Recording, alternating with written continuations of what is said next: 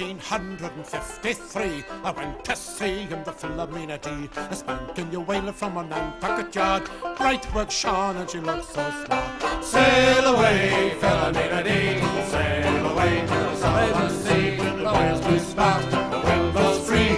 Sail away, Philomena D. We left New Bedford in the mist and the rain from the southern sea. We sailed away, our wives and sweethearts on the pier. We didn't see them but go for near. Sail away, Philomena D.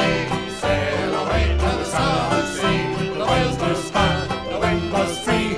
Sail away, Philomena D.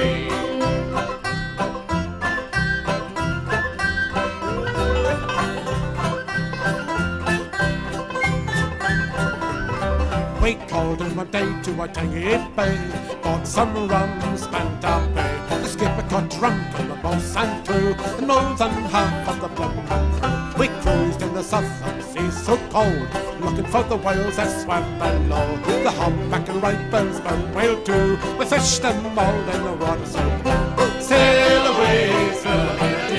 Sail away to the southern sea. The whales do spout, the wind blows free. Sail away, Philomena D.